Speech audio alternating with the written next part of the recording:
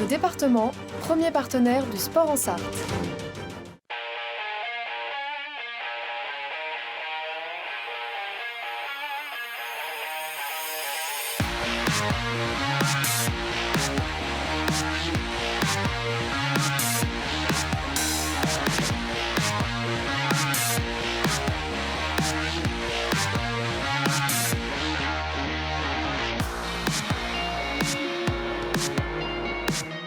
Bonsoir à toutes et à tous, très heureux de vous retrouver pour un nouveau numéro de 72 Sports. Un gros programme ce soir, regardez le sommaire avec les championnats du monde de karting. Ça se disputait ce week-end au Mans avec la victoire de Viktor Gustafsson, le Suédois. On parlera également de notre pilote sartois Théo Blin, du football avec le Mans FC qui affronte ce soir le Red Star en clôture de la 4e journée de championnat de national. On aura les réactions de Chris et de Tristan Boubaya.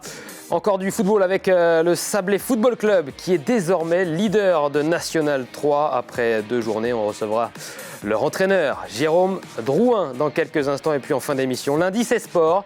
On sera en direct avec Denilson Jacquet, l'athlète de Samouraï 2000, qui nous donnera un cours de Turbo Kick Power. Ça sera à vivre en fin d'émission et en direct. Et oui, tout de suite, l'info à la une.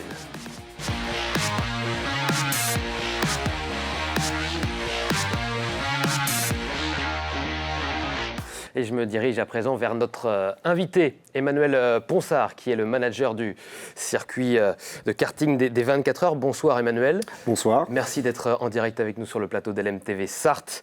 On parle d'un beau week-end de karting ce week-end. Splendide week-end. Magnifique, magnifique. La météo était là, les succès populaires, succès sportifs, succès en termes d'organisation. Ça a été un formidable événement.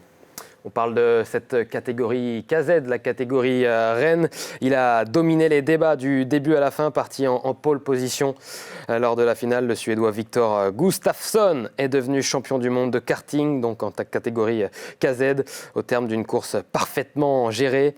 Et après 22 tours sur le circuit international du Mans, le jeune pilote s'impose sur CRG devant un autre Suédois, Noah Milel, qui n'a pas pu conserver son titre mondial. La 3e place revient au Français Jérémy Iglesias. Emmanuel Ponsard, une victoire amplement méritée pour Gustafsson. Oui, à ce niveau-là, de toute façon, les quelques erreurs que peuvent faire les uns et les autres, voilà, c'est un niveau très, très, très haut, mais c'est vrai que Gustafsson a effectivement été au-dessus du lot tout le week-end. Ce sont les meilleurs pilotes mondiaux qu'on retrouvera peut-être dans les futures années dans des prestigieuses disciplines comme la Formule 1 ou encore les 24 heures du Mans. Oui, en fait, le karting, vous avez plusieurs catégories. Et le KZ est la catégorie suprême, effectivement, avec la boîte de vitesse. Mais vous avez dans les catégories inférieures, alors inférieure, c'est pas forcément le bon mot, mais tous les pilotes dans les catégories inférieures peuvent effectivement prétendre à aller en compétition automobile.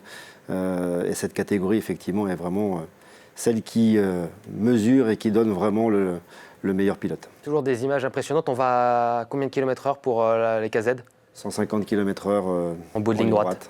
C'est pas mal. Circuit apprécié par les pilotes ? Oui, parce que c'est un circuit qui est très roulant. Et le kart à boîte de vitesse, c'est un kart qui est hyper rapide et qui est très physique également. Le passage de vitesse se fait de la main droite et on tient le volant de la main gauche. Donc c'est un circuit qui permet effectivement d'avoir du rythme et qui permet de se faire vraiment, vraiment plaisir. En KZ2, le KZ2, c'est la classe d'accession aux cartes à boîte de vitesse. Et dans cette catégorie, c'est le Français Arthur Carbonel qui s'est imposé en imposant un gros rythme. Pendant toute la course, il termine avec 4 secondes d'avance tout de même sur l'Italien Christian Bertuccia et le Britannique Arvid Lindblad. Cocorico, Emmanuel, c'est important ? Absolument, c'est important et on voit bien l'importance des départs. On vient de voir le départ effectivement ici du KZ2 et le 125, si on loupe son départ, là on se fait prendre 3, 4, 5, 6, 10 places et sa course est foutue. Donc le départ dans ce type d'événement, dans ce type de course est primordial. Donc voilà, victoire donc d'Arthur Carbonel sur le KZ2. On aurait espéré évidemment que notre Sartois Théo Blin s'impose dans cette catégorie. Il n'a pas démérité pour autant, hein, 126 partants et une 59e place pour Théo Blin à seulement 15 ans, originaire de Laigné-en-Belin. Il était le seul pilote sartois engagé d'ailleurs ce week-end, qualifié samedi pour la deuxième manche. Il termine 18e en partant 33e. Tout de même, Théo Blin en quête d'expérience ce week-end, on l'écoute. Ouais, une très belle expérience avec des pilotes qui sont vraiment au top niveau dans le monde du karting et par la suite où ils vont aller en voiture. Donc ça me permet vraiment de me comparer aux autres pilotes. L'objectif maintenant, c'est de faire la meilleure place par la suite dans les autres courses qui arrivent, comme le championnat de France fin octobre.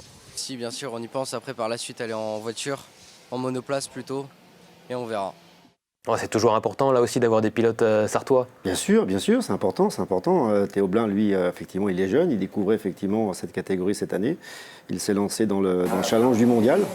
Donc voilà, il a fait une belle place cependant et maintenant il faut qu'il acquiert de l'expérience. On parlait de la victoire d'Arthur Carbonel, il y en a eu d'autres, il y a eu plein de podiums pour le clan tricolore. Hein. Oui, la première victoire de la première course de Trophée Academy, Arthur d'Horizon, un jeune pilote de 12 ans qui a fait une course extraordinaire. Il s'est loupé dans une manche, il est parti en tête à queue sur le tour de formation dans une course sous la pluie. Donc ça l'a relégué en dernière ligne pour la suite.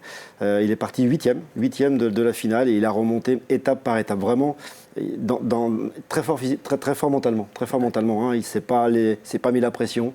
Et vraiment, il a doublé un par un les pilotes et ça fait la victoire, quoi. Ouais, ça aussi, ça a été un des faits marquants de ce week-end sur ces championnats du monde. Cette remontée spectaculaire, vraiment, c'est ce qui a été retenu par les spectateurs et par ceux qui ont pu regarder la course. Et encore une fois, il l'a fait par étapes. Ouais, sans précipitation, vraiment intelligemment. Il a géré ses 19 tours de course, vraiment comme un pro, quoi. Arthur d'Horizon, donc, qui s'impose devant l'Estonien Mark Demnitsky et le Polonais Nando Wexbolmer. On l'a vu sur le podium, justement. Il fait coup double en plus, le Français.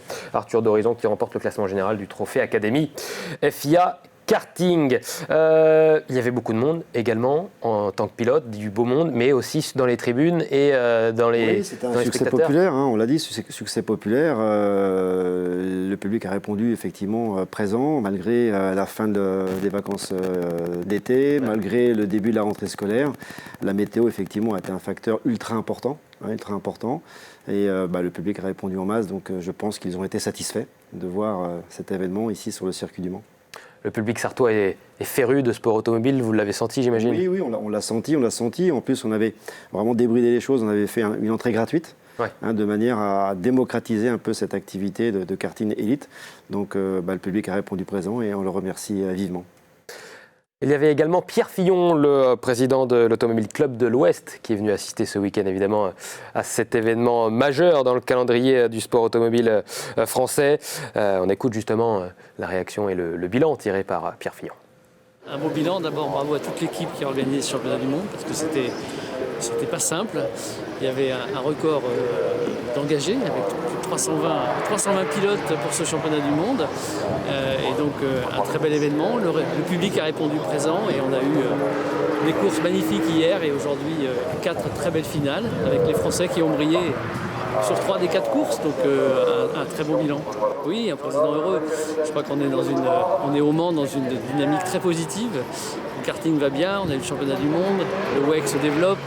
On va avoir le centenaire des 24 heures du Mans l'année prochaine avec le retour des plus grandes marques. On va faire un événement exceptionnel. Donc voilà, il faut en profiter. Un directeur heureux.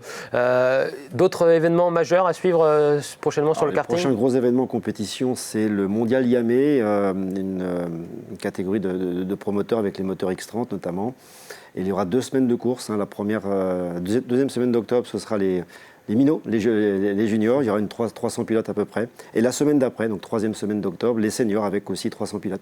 Donc on a encore du pro programme en perspective sur le circuit du Mans. Du pain sur la planche. On sera là évidemment pour suivre ça et couvrir ces beaux événements. Encore une fois, merci beaucoup Emmanuel Ponsard d'avoir été notre invité de la première partie. L'actu à la une, c'est terminé. Tout de suite, le reste de l'actualité. À tout de suite.